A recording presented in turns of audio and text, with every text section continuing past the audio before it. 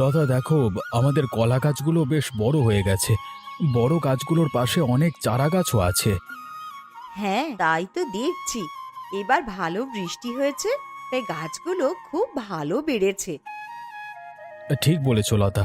এক দুটো গাছে কলার ফুল হয়েছে, কিন্তু কিছুদিনের মধ্যে প্রায় সব গাছগুলোতেই ফুল আসবে মনে হচ্ছে, বলো? বলছিলাম, একটা কলার ফুল পেড়ে দাও না, আমি মোচার ঘন্ট করব। বেশ বেশ, এই তো এই তো এই যে পেরেছি, এই নাও লতা। দাও, এদিকে দাও, আমি মোচার ডাঁটাগুলো বেছে নিচ্ছি। বেশ বেশ, তাই করো। আমি বাগানের কাজগুলো সেরে ফেলি, কেমন? বলছিলাম, গাছের গোড়াগুলো পরিষ্কার করে তাতে জৈব সার দিও। আমি সেটাই করছি লতা, আগে ভালো করে পরিষ্কার করে নিই, তারপর সার দেব। এতে কলা গাছের ফলন ভালো হবে এবং আশা করছি কিছুদিনের মধ্যেই গাছগুলোতে আরও কলার ফুল আসবে। হ্যাঁ লতা, কলার ফলন ভালো হলে নিশ্চয়ই সেগুলো বেচে অনেক টাকা পাবো। আচ্ছা, যদি কলার ফুল অনেক বেশি পরিমাণে গাছে আসে, তাহলে বাজারে বিক্রি করে তো অনেক টাকা পাওয়া যাবে, তাই না? বলছিলাম কি, আমার মাথায় একটা বুদ্ধি এসেছে। কি বুদ্ধি বলো তো আমাকে। আমরা যদি কলার মোচার চপ বানিয়ে হাটে নিয়ে গিয়ে বিক্রি করি, তাহলে কেমন হয়? বাহ, দারুণ কথা বললে তো লতা। এই বুদ্ধি কার্যকর করতে পারলে আমাদের অনেক লাভ হবে লতা। আমার খুব ইচ্ছে গো, হাটে গিয়ে কলার মোচার চপ বিক্রি করতে। বলতে পারো এ আমার স্বপ্ন। প্রচুর লোককে মোচার চপ খাওয়াতে পারবো। তোমার স্বপ্ন মানে আমার স্বপ্ন, আমাদের দুজনকার স্বপ্ন। স্বপ্ন আমার, স্বপ্ন তোমার, আমরা গড়ব এক অভিনব মোচার চপের দোকান।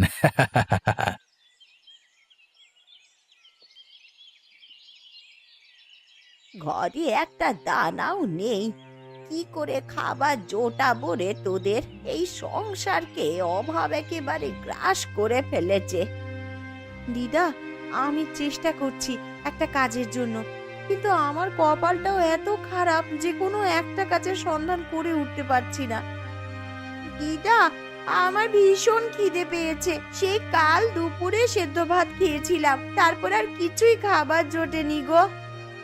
দুঃখী, একটু ধৈর্য ধর মা, আমি চেষ্টা করছি কোনোখান থেকে যদি কিছু খাবারেরও ব্যবস্থা করতে পারি। দিদা, আমিও বাইরে গিয়ে দেখি যদি কোনো কাজের সন্ধান পাওয়া যায়। কিন্তু দিদা, আমি যে এই মুহূর্তে কিছু খেতে না পারলে মরেই যাব। খিদাতে আমার প্রাণ বের হয়ে যাবার মতন হয়েছে গো। দুঃখী, শোন মা আমার কথা, তুই জল খেয়ে নে তো মা, আমি দেখছি বাইরে গিয়ে খাবারের ব্যবস্থা করতে পারি কিনা। দিদা, আমিও যাচ্ছি কাজের সন্ধানে। দুঃখী, দিদা যে বলল তোকে জল খেয়ে নে বোন, একটু কষ্ট সহ্য কর, আমরা খুব তাড়াতাড়ি খাবারের ব্যবস্থা করার চেষ্টা করছি।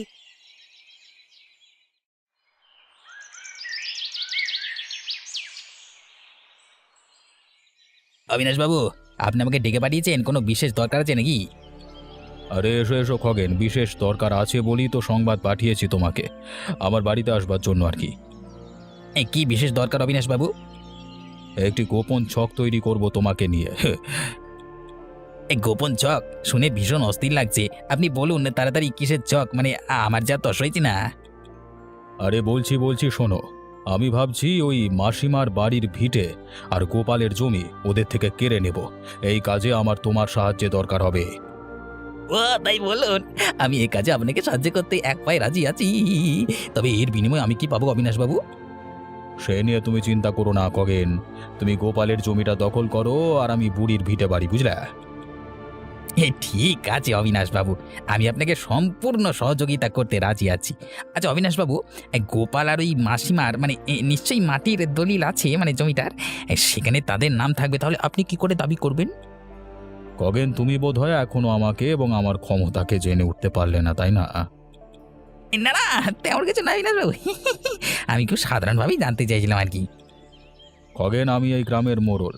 আমার কাছে ৬কে ৯ করা আর ৯কে ৬ করা কোনো ব্যাপার নয়, বুঝলে? বুঝেছি বুঝেছি, আমি বুঝে গেছি অবিনাশবাবু, আপনি মহান।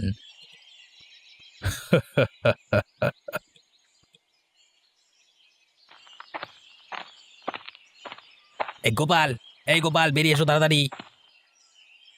খগেন, তুমি এত অস্থির হয়েছো কেন? মানে তুমি কি কোনো জরুরি দরকারে এসেছো আমার কাছে? জরুরি দরকার না থাকলে আমি কি আর এমনি এমনি সকাল সকাল তোমার এখানে এসেছি? বলো খগেন, কি জরুরি দরকারে এসেছো? এই নাও বিশেষ বিজ্ঞপ্তি তোমাদের জন্য। আমার জন্য আবার কি বিশেষ বিজ্ঞপ্তি খগেন? এই কাগজ পড়ে দেখো, হ্যাঁ, এখানে লেখা আছে তুমি যেসব জমি চাষ করছো সেই জমি আসলে আমার। তাই তোমাকে জানানো হচ্ছে যে যত তাড়াতাড়ি এই জমির দখল আমাকে দিয়ে দাও ততই ভালো তোমার, নাহলে কোর্ট কাছারিতে যেতে হতে পারে, বুঝলে? না না, এ হতে পারে না, অসম্ভব। নিশ্চয়ই তোমার কোনো ভুল হচ্ছে খগেন। আমি তোমার কথা বিশ্বাস করি না। এই বিশ্বাস তোমার ঘাড় করবে। এই বিজ্ঞপ্তি ভালো করে দেখে নিও, তারপর কথা বলতে এসো। আর হ্যাঁ, যত তাড়াতাড়ি সম্ভব আমার জমি থেকে সরে যাও, আমার জমিতে আমি দখল নেব। এগুলো আমার জমি খগেন, তুমি নিশ্চয়ই ভুল করছো। গোপাল, তোকে বারবার বলা হচ্ছে এই জমি আমার, তাও তোর কানে যাচ্ছে না। এই খগেন, তুই কিন্তু এখন মাত্রা ছাড়িয়ে যাচ্ছিস। মনে রাখবি, আমার জমিতে কেউ জালিয়াতি করে কবজা করতে চাইলে আমি কিন্তু রক্তগঙ্গা বইয়ে দেব। গোপাল, তুই আমাকে ধমক দিচ্ছিস? এই একই তো আমার জমিতে দাঁড়িয়ে আছিস, তার উপর আমাকে আবার বড় গলায় কথা বলছিস? তোর সাহস তো কম নয় রে। এই এই ওই যে বললাম আমি খগেন, আমার জমিতে কেউ কবজা করতে চাইলে আমি কিন্তু তাকে ছাড়বো না, সে যেই হোক। ধুম করে উড়ে এসে জুড়ে বসে আমার জমিকে নিজের বললে এত সহজ আমি মেনে নেবে ভেবেছো? হ্যাঁ গোপাল, তুমি কিন্তু আমার সাথে টক্কর নিচ্ছ, এর পরিণাম ভালো হবে না। এই জমি যদি আমি না পাই, মনে রেখো তুমিও পাবে না। আরে যাও যাও, আমি দেখে নেব কিভাবে কেউ আমার জমি দখল করতে আসে, যত সব।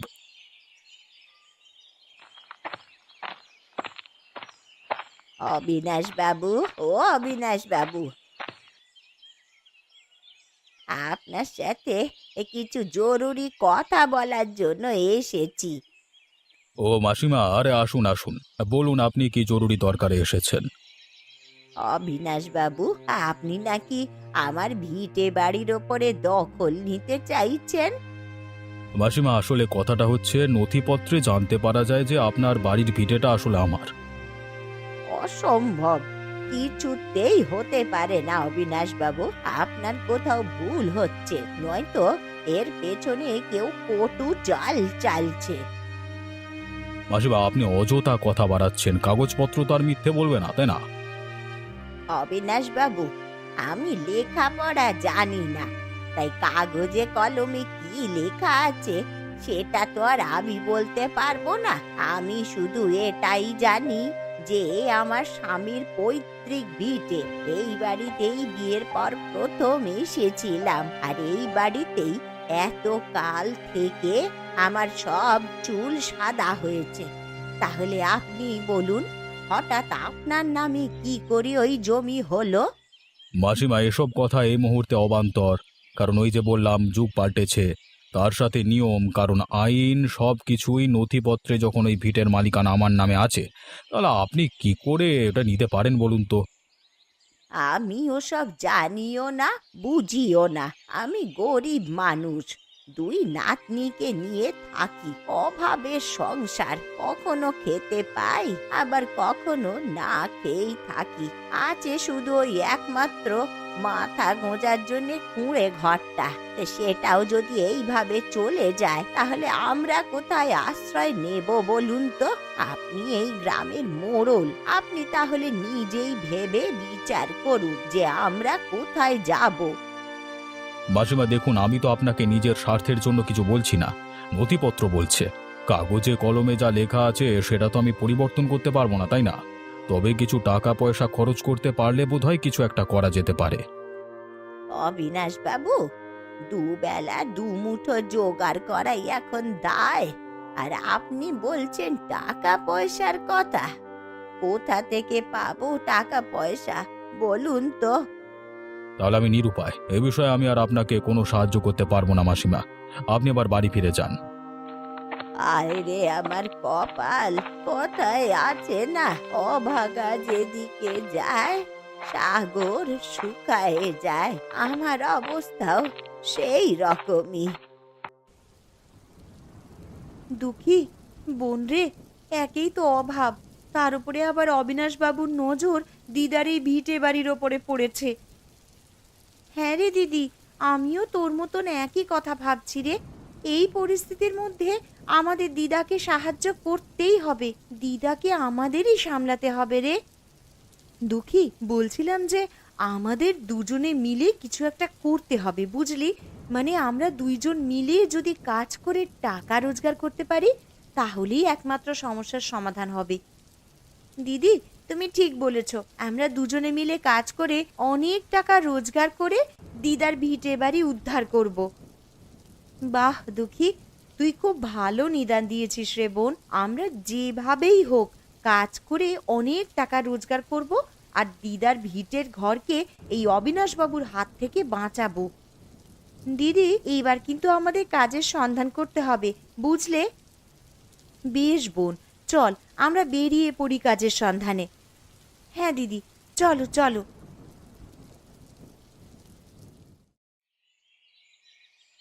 শুনছো? বলছে তুমি মন খারাপ করে বসে আছো কেন গো? আমার মন খারাপ ওই খগেনের কথার জন্য। হঠাৎ করে আমার জমির উপর ও অধিকার বসানোর জন্য উঠে পড়ে লেগেছে। তবে আমিও এত সহজে ওকে ছাড়বো না। বুঝতে পেরেছি গো তোমার মনের অবস্থা, আর সেটা হওয়াটা খুবই স্বাভাবিক। আমি বলি শোনো, খগেনের কথা নিয়ে এত ভেবো না, বুঝেছো? আমি তোমাকে আমার একটা ধারণার কথা বলতে চাই, আর সেটা করতে পারলে আমরা কিন্তু বেশ লাভবান হব। বলো লতা, কি ধারণা যেটা করলে আমরা লাভবান হব? আমি সেদিনকে তোমাকে বলছিলাম না যে আমাদের বাগানের কলা গাছের মোচা দিয়ে চপ বানিয়ে হাটে বিক্রি করতে পারলে খুব লাভ করতে পারবো। ও হ্যাঁ, বলেছিলে তো। সেটা নিয়ে বোধহয় ভাববার সময় হয়েছে। আচ্ছা বলো তো, সব কলা গাছে কি ফুল এসেছে? আজকে সকালে বাগানে দেখেছিলাম প্রায় সব গাছগুলোয় ফুল এসেছে, মোচা ধরেছে, এবং কিছু গাছে আজকালের মধ্যে আরো কিছু ফুল আসবে। বাহ, এই তো বেশ ভালো কথা। তাহলে আর দেরি না করে কাল থেকেই আমাদের কলার মোচা বিক্রি করা শুরু করে দেবো। তুমি কিছু কলার মোচা গাছ থেকে পেড়ে রেখো। ঠিক আছে লতা, আমি তোমার কথা মতো যতটা কলার মোচা দরকার হবে ঠিক ততটাই গাছ থেকে পেড়ে রাখবো। বলছিলাম যে আমাকে এই কাজে সাহায্য করার জন্য দুজন সহকারী লাগবে। আমি তো আছি তোমাকে সাহায্য করবার জন্য। তুমি না হয় আছো, কিন্তু তোমাকে তো ফসলের দিকটাও দেখতে হবে, তাই না? আমার সাথে আরো এক দুজন সহকারী হলে ভালো হয়, যারা আমাকে রান্নার দিকটা সাহায্য করবে। ও বুঝেছি, তাহলে এমন কাউকে খুঁজতে হবে যারা কাজে আগ্রহী এবং নিষ্ঠাবান, তাই তো? হ্যাঁ গো, আমি ভাবছি মাসিমার দুজন নাতনি সুখী আর দুঃখীকে বলবো কাজের জন্য। তারা নাকি মরিয়া হয়ে কাজ খুঁজছে গো। বেশ বেশ লতা, তুমি না হয় তাদের কি বলো, এতে ওদের হাতেও কিছু টাকা পয়সা আসবে, আর আমাদের মোচার চপের ব্যবসাটা ভবিষ্যতে আরো বড় করতে পারবো। ঠিক তাই, আমাদের স্বপ্নও পূরণ হবে, আর সুখী আর দুঃখীকে কাজ দিয়ে সামাজিক দায়বদ্ধতা অনুসরণ করা যাবে।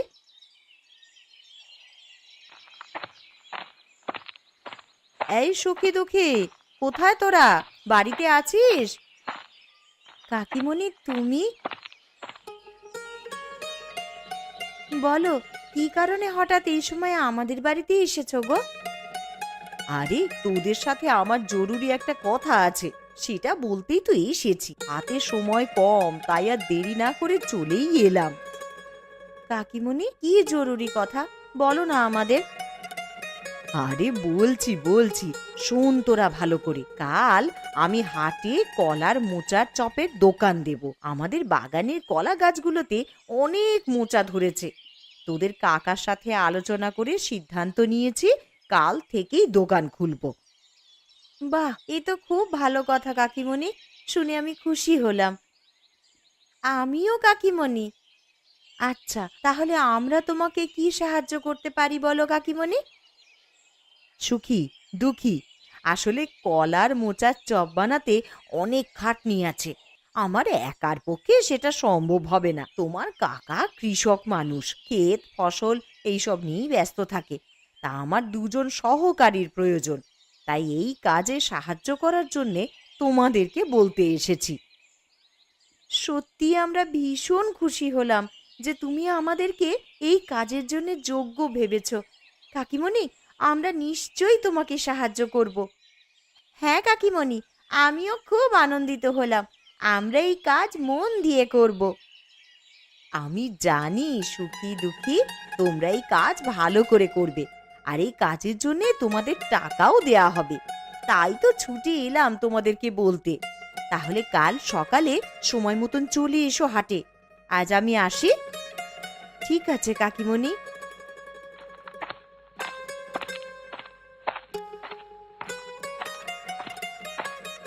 দুঃখী রে, মনটা আনন্দে ভরে গেল।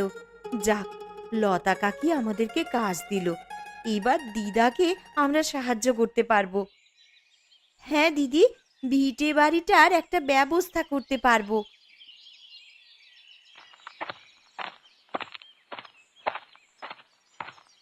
খগেন বলছি, তুমি কি গোপালের জমিটা দখলে নিতে পেরেছো?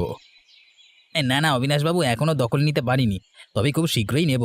আর আপনার ওই বুড়ির মাটি ভিটে এটার কিছু হলো? হ্যাঁ, না খগেন, তা হয়নি, তবে হয়ে যাবে। আমি ওই গ্রামের মোড়ল, তাই আমার চোখ এই গ্রামের যেই মাটির অংশে পড়বে আমি ঠিক সেই মাটি নিজের নামে করে ফেলতে পারবো, এমনকি ওই গোপালের মাটিও।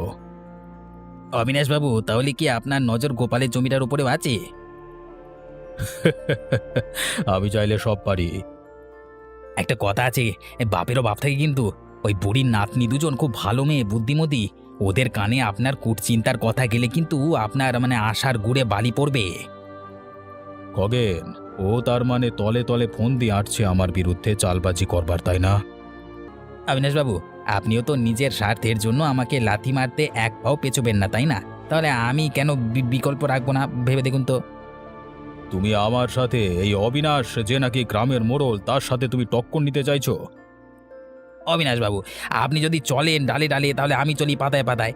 আপনার শিরায় শিরায় কি বইছে সে আমি সব জানি। এই সাবধান খগেন, তোমার স্পর্ধা দেখে আমি অবাক হয়ে যাচ্ছি। অতিবার বেরো না, নইলে কিন্তু বিপদ। লোকে বলে কয়ে আসে না কিন্তু বিপদ, বুঝলে তো? আরে যাহা গর্জে তাহা বাড়ছে না, ঠিক আছে? এই খগেনকে ঠেকাবার মতো কেউ এই দুনিয়াতে জন্মায়নি, বুঝেছেন অবিনাশবাবু? হ্যাঁ,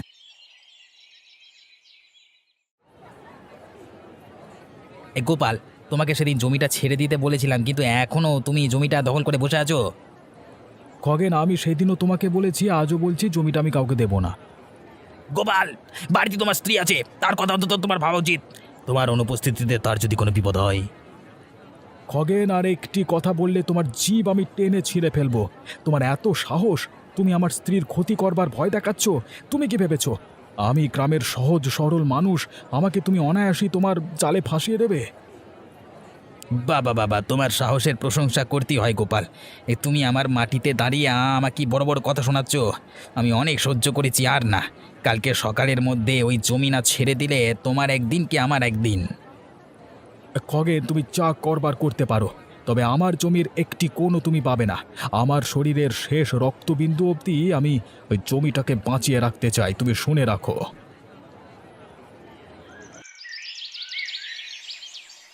এই গোপাল, গোপাল, বেরিয়ে বেরিয়ে বলছি। সেদিন অনেক কথা বলেছি, আজকে দেখি তোর কত দৌড়ায়।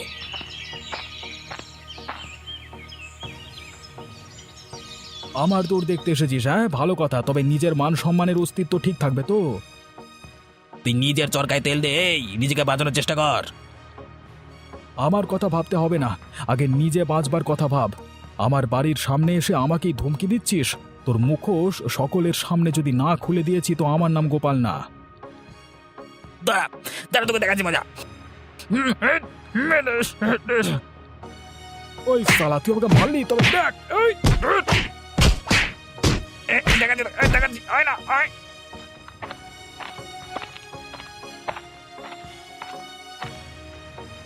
এসব কি হচ্ছে খগেন? তুমি এখানে কি করতে এসেছো? ছাড়ো ওকে, নইলে কিন্তু খুব খারাপ হবে। কি হলো খগেন? কেন তুমি গোপালের সাথে মারপিট করছো? ছাড়ো এসব। আমি কাউকে ছাড়বো না, কাউকে না। চুপ, একদম চুপ, তোর হাড়গোড় ভেঙে দেবো, বুঝলি? আহ, তুমিও চুপ করো তো, থামো তোমরা। যা বলছি এখান থেকে, নাইলে কিন্তু। খগেন, যাও তুমি এখান থেকে, নইলে চিৎকার করে আমি গ্রামবাসীদেরকে ডাকবো। ঠিক বলেছেন মাসিমা। খগেন, তুমি যাও বলছি। এই খগেন আমাদেরকে শান্তি দেবে না। ঠিক বলেছ লতা। এদিকে খগেন তোমাদের জমির পেছনে, আর ওদিকে অবিনাশ বাবু আমার মাটি ভিটের ওপরে লেগে আছে। ঠিক আছে ঠিক আছে, আজকে আমি যাচ্ছি, কিন্তু আমি আবারও আসবো বলে দিলাম।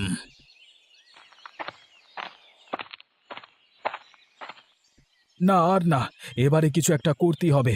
আমরা সকলে গ্রামবাসীদের সামনে খগেন আর অবিনাশবাবুর মুখোশ খুলে দেব। ঠিক, সেটাই ভালো হবে। সেই ভালো।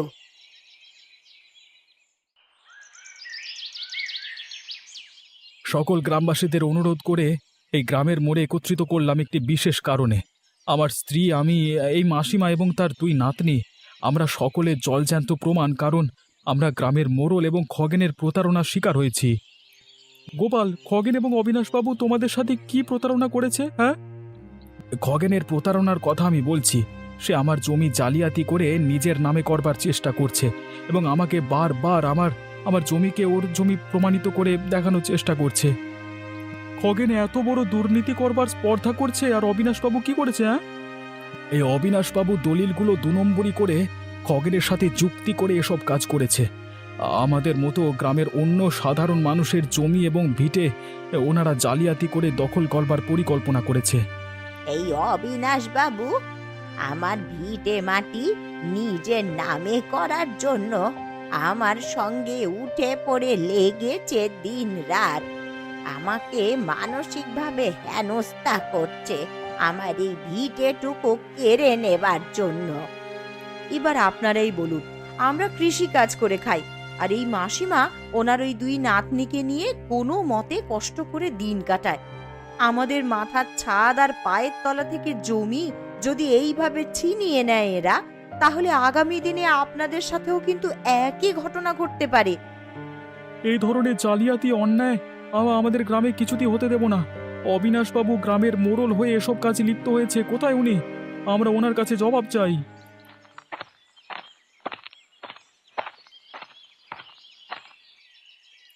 আপনাদের সকলের কাছে আমি হাত জোর করে ক্ষমা চাইছি। আমি মাসিমার কাছেও ক্ষমা চাইছি। আমার যে অসৎ পরিকল্পনা ছিল ওনার ভিটামাটি দখল করবার, সেটা আমি নিজ মুখে স্বীকার করছি। অবিনাশ বাবু, আমি কত করে আপনাকে অনুরোধ করেছিলাম, কিন্তু আপনি আমার কথা পাত্তাই দেননি। আজ যখন গ্রামবাসীরা মিলে আপনাকে চাপ দিল, তখন কিন্তু আপনি আপনার নিজের ভুলটা স্বীকার করলেন। মাসিমা, আপনি সত্যি কথা বলেছেন। আমি আমার এই কাজের জন্য লজ্জিত এবং আপনাদের কাছে ক্ষমা প্রার্থী। আমাকে একটিবার সুযোগ দিন আমার ভুল শোধরানোর জন্য। আর হ্যাঁ, আমার সাথে খগেনও যুক্ত ছিল এসব কাজে। অবিনাশবাবু, আপনি যখন গ্রামের মোড়ল, তাহলে আপনাকে আমরা একটিবার সুযোগ দিচ্ছি এবং খগেন যে কাজ করেছে তার জন্য শাস্তি দাবি করছি। এই মুহূর্তে আমি খগেনের বিচার করতে অক্ষম। তার বিচার আপনারা গ্রামবাসীরা মিলিয়ে করুন। আমরা খগেনের তার এই ধরনের কাজের জন্য তাকে এই গ্রাম থেকে বের করে দেওয়ার সিদ্ধান্ত নিলাম।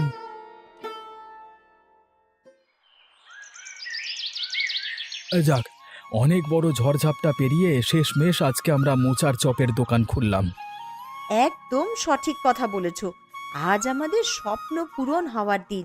অনেক ঘাত প্রতিঘাত পেরিয়ে আজই চপের দোকান খোলা হলো। লতা, তোমাদের স্বপ্ন পূরণ হওয়ারই ছিল, কারণ তোমরা সৎ পথে থেকে কষ্ট করে সংঘাত করে তোমাদের লড়াই লড়েছ। তাই তো ওপরওয়ালার কৃপায় আজ সকলে আমরা এই দিনটা দেখতে পাচ্ছি। আমাদের জন্য এক নতুন দিক খুলে দিয়েছে কাকিমুনি আর কাকু। আমি আর দিদি তোমাদের কাছে চিরকৃতজ্ঞ থাকবো গো। আজ আমাদের যেমন স্বপ্ন পূরণের দিন, আজ তোমাদের জন্য এক নতুন জীবনের সূচনা।